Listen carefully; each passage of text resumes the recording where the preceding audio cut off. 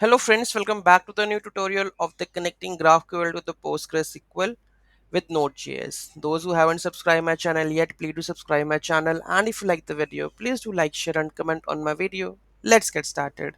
So connecting the GraphQL API to the PostgreSQL database is similar to connecting the MySQL but uses the PostgreSQL dialect.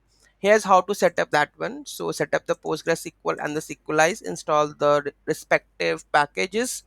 Okay, define the Sequelize models. After that, define the GraphQL schema and the resolvers and run the Apollo server.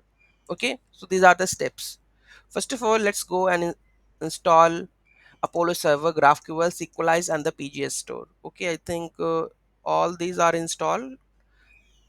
Only this is pending. So I'm going to install this Sequelize. I think Sequelize in the last video we have installed, but PG and PG store is not installed. Let's install it. With terminal, paste this. Done. Moving to the next. Set up the Sequelize connection to the PostgreSQL. So in the last video we have db.js file. If I go and check over here you can see that we have db.js file. Just hide this, word wrap this. Okay, so here you can see that the dialect is MySQL. Here we have to change it. We have to change it with PostgreSQL and change the credentials also. Okay, so Sequelize, this is our database. So let me go to the PostgreSQL and check what exactly it is. pgadmin.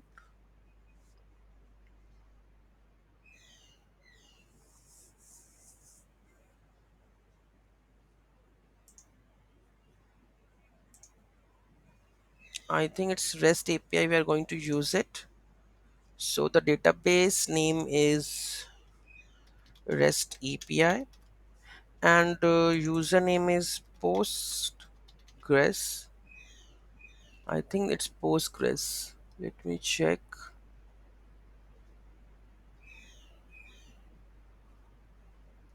This is databases. This is Postgres. Okay, Postgres. And the password I'm just not remembering. Let me try with admin if it is there. Okay, this is the connection part. Moving to the next. Okay, rest of the information is the same.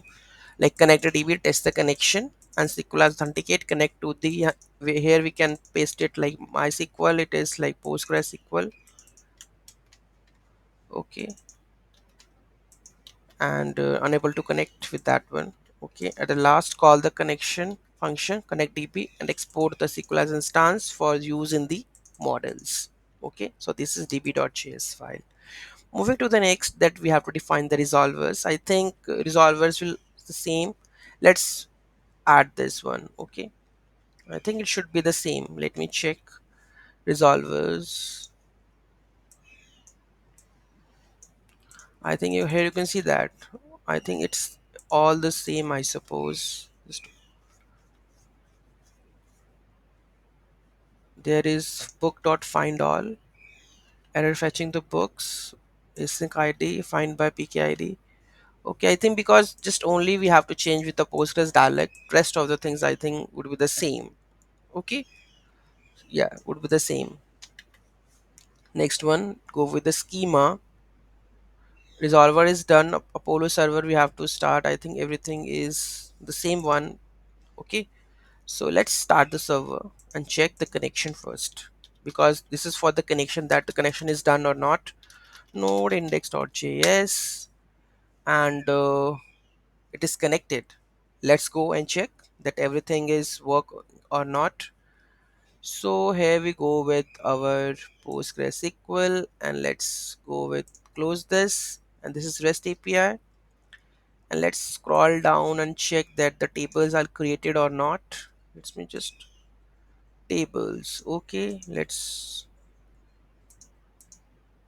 books table is already created. Here you can see that, and the columns, here you can see the all the columns with id, title, author and publisher is created automatically. That means that the connection with the db is successfully done.